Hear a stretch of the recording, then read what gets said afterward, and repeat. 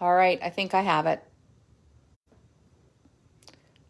So you can see that I'm doing some marsh scenes, some marsh barns, and got Angela over there, and she's double checking to make sure that everything's working good. Sorry for the inconvenience, and thank you for your patience. I'm just glad that you're there, and I think I didn't have the orientation lock correct on my phone. So there we go. I'm just showing you some of the yarns that we're playing with here. And I've got lots to talk about with you today. So I'm just going to get my little book here. There's my little man in the window. This is my view out the studio window. Nothing exciting. All good now. Hello, Virginia. Hello, Carol Wilson from Porter's Lake. Carol Wilson Manette and Pam Maxfield. Donna Weller's watching. Great, Angela. Well, I'm going to let you take over, I think, because I want to do a tree line today. I want to hook a tree line. So I'm going to send it back. Wendy Brown from Parsboro and Catherine Rutherford. Mary Beth Bauer. I wonder if that's Catherine Rutherford, the painter, the printmaker. Carol Hickman Hayes. Ingrid Taylor, hello. Connie Greeno. Debbie Monroe from Grimshaw. I guess that's Manitoba. Wow, lots of people are here. So I'm going to pass this to you. Thank you, everybody, for being here. I just really, really, really appreciate that you come every Thursday. And every Thursday morning I get up and I think about what top I'm going to wear, because I'm a very silly, shallow person, really, I guess. I always feel like I have to wear something colorful. I can't wear what I wore last week. So today I want to talk about a couple of things. First of all, Patricia and Greg are outside the studio right now, and they're making the Kid of the Month, so I'm going to go out and show you some of that and what they're getting ready for this month. I want to start talking about the newsletter, because I like to sort of bring it together every week. So I'm going to just sit over here, and I'm going to read you my newsletter from last month. Is the light okay here, Angela? Mm-hmm. Or yeah, okay. I'll have the rug in the background there if we can get it. But every week, on Sunday mornings, I write a letter. And I kind of really write the letter to you. But most of you know, I think, that really a lot of the times I'm writing that letter to myself. So journaling and writing is a big part, I think, of my life. And I think it's a big part of a lot of yours. And I'm just going to read you my letter. So this was Sunday morning I wrote this. Good morning. I'm still wearing my new blue sweater. I think I wore it 6 times since we last spoke. I've heard that some of you are pulling the best of your things out of your cupboards and going for it. Who says that every day is not a day for fine china, if you love fine china? Use it up. Give it everything you got. Be present for every little thing. All the while, holding your life in your hands like the fragile little bird's nest that it is, and sing. On Friday morning, I texted my friend Denise to see if she wanted to take a drive to Moncton, the little city just north of us. I don't like a plan. I like to get up and I like to find the day. See only then what it has in store for me. That morning, I was on a mission to seek out the new bakery that I'd heard about that had almond croissants. Off we went. When it comes to almond croissants, I can honestly say that I am the equivalent of a sommelier. I know very little about wine or scotch or olive oil or coffee or the many other things that people cultivate a palate for and collect, but I feel confident with my knowledge of almond croissants. I love Julien's in Halifax because they don't skimp on the almond paste in the middle, that heavenly sweet sticky paste. I love how Tony's in Moncton has the crispy almonds on the outside dusted in sugar. I have an almond croissant wherever I go when I travel. I'm always comparing and evaluating, looking for notes of butter and sugar and almond essence. I'm a seeker. That is just one of my weaknesses. There are many, but this is one of my favorites, and I'll tell you about some of the others when I know you better. You see, I'm not really sad about a weakness like this. It brings so much pleasure. So I was happy to see that Copan, the new bakery, was in good standing with their almondine wrapped like a cinnamon roll of croissants with swirls of almond paste in nearly every bite. They also have the best white bread that I've tasted in years. I'm a lover of white bread, having been raised on white bread toast and potatoes. In fact, right now, Really, I am too right now, thinking of a piece of toast with that right white bread as I write to you. Food is such a beautiful part of life. I wake up in the morning and think about what I might cook for supper.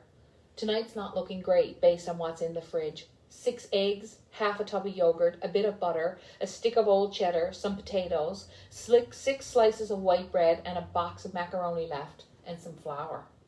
But you know what? I could manage a perfectly good dinner out of that if I needed to.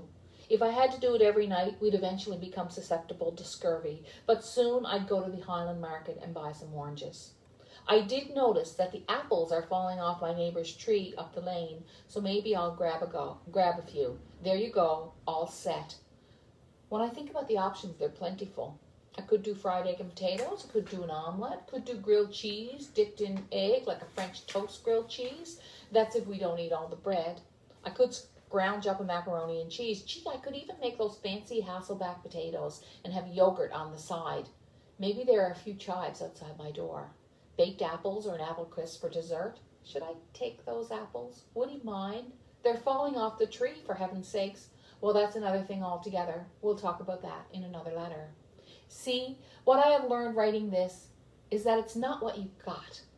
It's how you look at what you got. Actually, I knew that before this letter, but I had no idea where I was going with this when I started talking about food. So here we are, back to a place I often bring you, that place called gratitude. I could never remind myself enough of the importance of appreciating what I have. I could never remind you enough. Appreciating your own abundance, your own abilities, and making friends with your creativity is the essence of a good life. It's not what you got, it's how you look at what you got. It's not what you got, it's how you keep it. Whatever it is, if you look at it creatively with love and appreciation, life will feel better. It will even taste better. I hope you have a nice and good supper. Enjoy it, whatever it is. I hope you'll join me on the Tiny Landscapes course. I have lots to teach you about hooking them, and they will make great gifts for the people you love. Thanks for listening. Thanks for reading, it said here, Deanne. So every Sunday I write that letter, and if you want to receive the letter, you just go on to my website and just sign up to get the newsletter, and you'll get a free 5-video course of how to hook rugs. So please share this video, and share this lesson that I'm going to give you now. So our first lesson today was about gratitude, and you know what? I think I really have the same 5 or 10 themes that I talk about with you all the time. And I try to think about different words and different ways of saying it and different ways of showing you. But really, like community, simplicity, and tradition are sort of the basis of, they have been since I began rug hooking. They're sort of the basis of the rug hooking world for me. And I'm just going to keep coming back to them. So I love it that you listen and that you care enough to tune in. So let's do 2 things. I went and took down those patterns. I want to show them. I have 2 patterns that are for sale that are one-of-a-kind patterns. I'm going to have to call out to somebody to get them. So let's see. This is our kit of the month. It's being made. And Greg or Patricia, could you pass me the 2 patterns that I took down? I forgot to do them. And Greg, do you want to tell people about the Kit of the Month? So we have lots of clubs. We have the Kit of the Month Club, and the Kit of the Month Club is a club whereby every month, or you can do it every quarter, you get a pattern, and you get all the wool. So that's what Greg's doing now. Do you want to show them, Greg, what you're doing, what you're up to? Yeah, we're making a Kit of the Month. I'll get the pattern. Okay, so this is this month's Kit of the Month. It's too late to get this month's Kit of the Month, so if you sign up, you'll get next month's Kit of the Month. This month, she's really sweet. She's really sweet. Greg, It's a self-portrait. do you want to take off your mask? Do you mind? Oh, hi. Yeah. It's a self-portrait. I think she has really big hips, Greg. I wasn't She's really. a little hippie. She is a little hippie, yeah. Better not say anything. Yeah, so we just There's nothing wrong with big hips.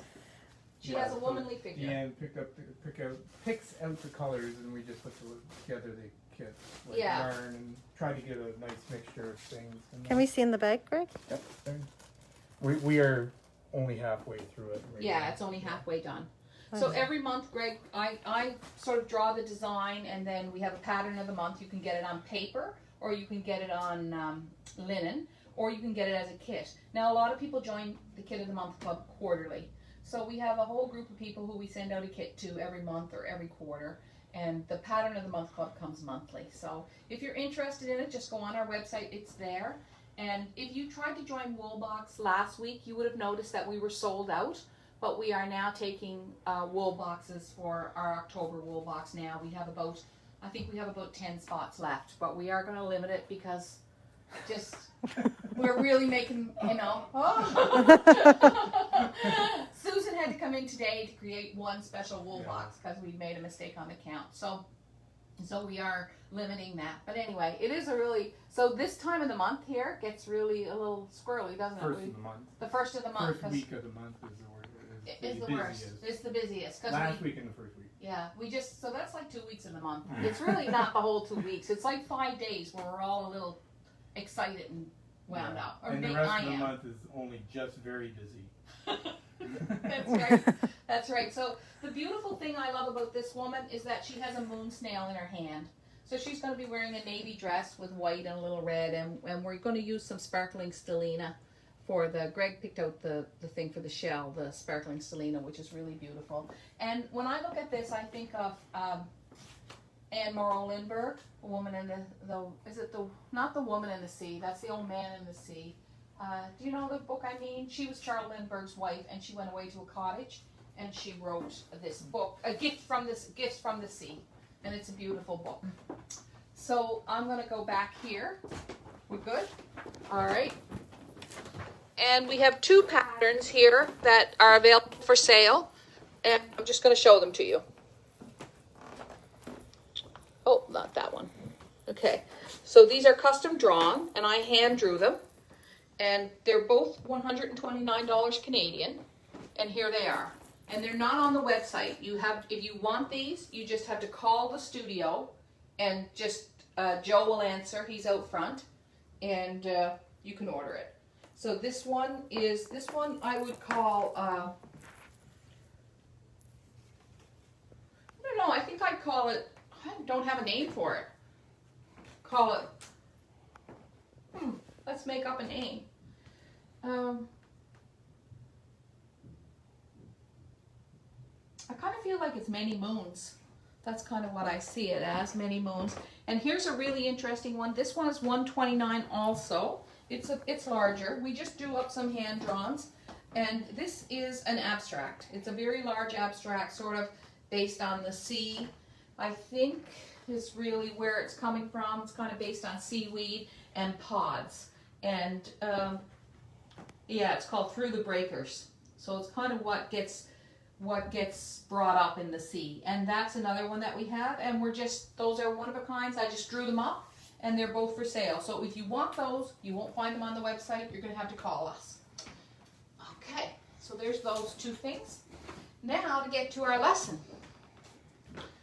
Today, I want to show you that if you're doing a tree line in the distance, in the very distance, what you want to do is you just want one simple yarn, like a dark green tweed, perhaps, maybe a bit of Briggs & Little. I picked out this Highlander cloth of ours because it's dark green. Someone's calling to buy that pattern, I think. Hope so. Anyway, just got to find my scissors. Goodness gracious, you would not believe how often I misplace my scissors. So I'm going to hand cut this wool right here.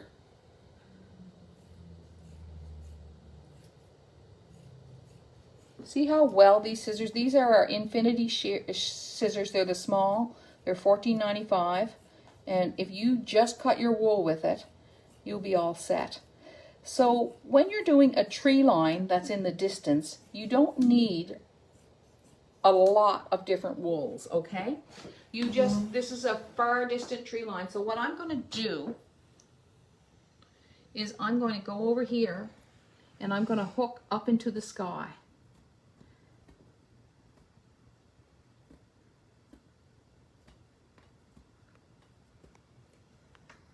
And I could just use that one wool if I wanted to. I kind of like a little bit of change, so I'm going to pick another yarn. I think that will be really, so this is kind of like a ball, so I don't want to start another yarn right there. I better go over here and bring this up. And I'm going to go take it right up into the sky. Can you see that? I'm going way up there. These are the kinds of lessons that we're going to learn. I'm going to do this in Tiny Landscape. You're going to have hours. If you're in the Tiny Landscape course, you're going to have hours of video like this where I'm explaining what I'm doing as I'm doing it. That's the point of the course, is to talking about landscape. So now I'm adding that other yarn. And this will work in terms, oh, see, just a little one, just 2 shades, but I'm going to go quite straight across here, right? Keep that fairly straight.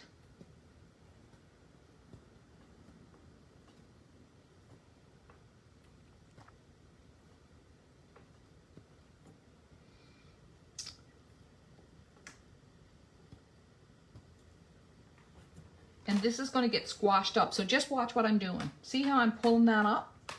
Just bringing that up. I want it nice and even. I don't want a big tree line, because what I want to do is I want to show distance, right? I want to show that horizon. So I'm pushing it together.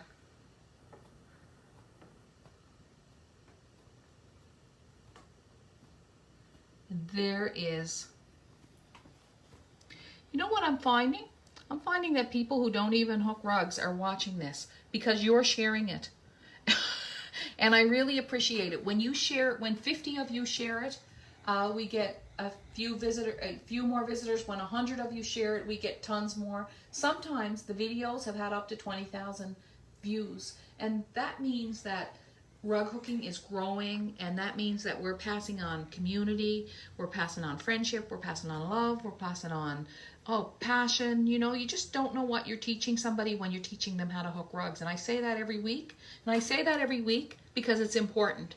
It's really important that in life we have something that we love to do. Whatever it is. It's really, really an important part of life, having things that you love to do. It makes life so much better. So please share the videos. And this week, what you're learning is how to hook a very simple horizon line that will make it look like trees. So now what I'm going to do is I'm going to be nice, and I'm going to clear off my thing here, and I'm going to lift the whole thing up, and I'm going to turn it over so you can sort of see what I got on. I'm going to flip this down, Angela.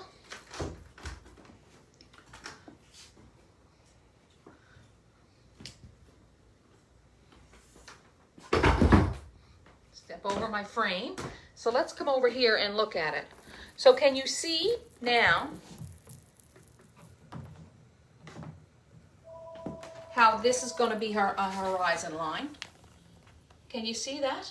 Oh, and, that's cool. Right? Isn't that grand? So I think these rugs are going to be really nice, besides the fact that the skies are looking freaking amazing. And the marsh is all about the sky and the burns around here, I would say, even though they are disappearing. So that's been a theme for me lately. Don't hurt yourself, dear Angela. All right, so that gives you an idea. How much time do we have left, Angela? Well, we started late, so we have about 5 to 10 minutes. 5 to 10 minutes? Okay, I'm going to hook another bit of green through there to bring it to the edge. I can't leave this mess like this. Sorry, guys. I gotta get myself tidied up. There's some velvet that I'm going to put in the sky. This velvet is not on the website yet, so don't get excited because it's not there. I'm sorry. I know I should only be showing you things that are on the website, but I am, I'm an artist first. And I just want to show you that this will come on the website in the next while. Maybe Kaylee will help us get it on there. Kaylee was busy last night. We're having a Scarecrow Festival, and I just put up a picture of Kaylee. She came in on her day off with a a hooked set of eyes and a hooked mouth for the face of our scarecrow. Isn't she great to do that? It's just really nice. So you can just wrap it around your hand. This is like a 2-inch ribbon. And out of a 2-inch ribbon, let's see how many strips I'm going to get of velvet. 1, 2. What kind of yarns are you using for your sky, Deanne? Those yarns I do not have on the website right now. They were a special dye. The closest I would say that we have on the website to that right now is the Degas. The Degas blues, or maybe the Klimt blues. The Klimt that has a lot of blue in it, but the Degas is fairly close. And I'm using new yarns that we are testing. We are testing some new yarns for the studio that will be just for us, that we're having brought in for us. So it's kind of exciting. Someday I'm going to do this down in the basement. Would you guys like me to do this in the basement? You want to see what goes on down there? Holy moly, you wouldn't believe it. So there's my velvet. This just giving you a sneak peek of things that are going to be coming on the website. This blue velvet is really beautiful. So this is like, see that I got about 6 strips out of there, but that one's too wide, so we're going to get another half one out of there. You know, I just don't like to waste. I'm going to add a, so what I think I'm going to do is just have a line of the blue, like about 3/4 of the way over. So what did we talk about today? So far, I read you my letter. Did you like that? Do you want me to read you my letter once in a while? Do you want me to read from my books once in a while? You know, you tell me what you like and I listen. I don't listen to everything, I can't. But if there's things that, but I kind of like the idea of connecting the letter to what we're doing. And I think really, I know that gratitude in life is just, it changes your life, you know. And I think Oprah was probably the first one who got us really thinking about, well, the first one that I remember got us thinking about gratitude journals. But if we think about it, we'll also think about, like Anne Morrow Lindbergh talked about it in her book, A Gift from the Sea. And then we talked about that. Then we talked about the 2 patterns that we had for sale. They might still be available. I have no idea. Just call us if you want them. And then we talked about hooking a tree line, and I showed you this little trick about evening it up, just to sort of even it up so you can see, and you can see that this is not straight, so I need some more green underneath there. So I'm going to grab that and get it straight. And then what else did we talk about? Oh, then we talked about kit of the month and pattern of the month. And I told you that wool box was sold out for the last of September, but now it's available and you can get October's if you want. And October's, like if you buy it today, it doesn't get shipped until the 1st of the next month, right? That's how it works. So this is, and digging in here, I told you that these are the kinds of lessons that you're going to learn in Tiny Landscapes. And I'm excited about that course. We've done so many videos. I think we did our last one yesterday. Was that really our last one, Angela? Our last video for Tiny Landscapes? I think so. You think so? I don't know. you always keep adding them. So I try to keep adding because yeah. I just really, I don't know. Like I feel like if people trust you enough to take the course, I just want to give them something really good. Oh, I've got to find my green cloth. Like in this mess somewhere, there are like 7 strips of green cloth. Do you guys like end up with a mess like this? Do you, Angela, when you're hooking? Oh, yes. Tangled. What tangled? Oh, goodness gracious. And like they're gone. Like, where are they? They just like disappeared. Oh, there they are. Okay. I just don't want to forget about them. So I want to get to the edge here. So I think that's about it for today. I had 3 or 4 other things that I wanted to talk to you about. But, what about the scissors, Deanne? Sorry, Janet's asking. Oh, these scissors? I think they're $14.95 or $16.95. And if you go under supplies on our website, there they are. They're the Infinity scissors. They're beautiful scissors. Like, this is the thing. See how I have this tag to the end of it? Well, that tells me that that's my new scissors. That tells me that I only cut wool with them. And even then, they disappear. Right? But I never cut my linen try never to cut my linen with my good scissors or paper or burlap. I only cut the wool with them. Okay? And that makes quite a difference. And so you learned how simple it is to make a tree horizon line. And I think this looks, you know, maybe you can't quite tell right now, but I can tell you that when this rug is up like that and there's a barn over there, that this will look like a nice set of trees growing in the background, because that's what's on the edge of the marsh, the forest. Yeah, they're asking what's going to be in front of the green line. What's going to be in front of the green line? Some other greens and maybe a tan, but I'm not going to actually put a line here. Like, there's not going to be a black line because I want the colors to blend in. There's probably going to be some of this, and this is one of the new yarns that we were testing out. So you're probably going to see things something like this.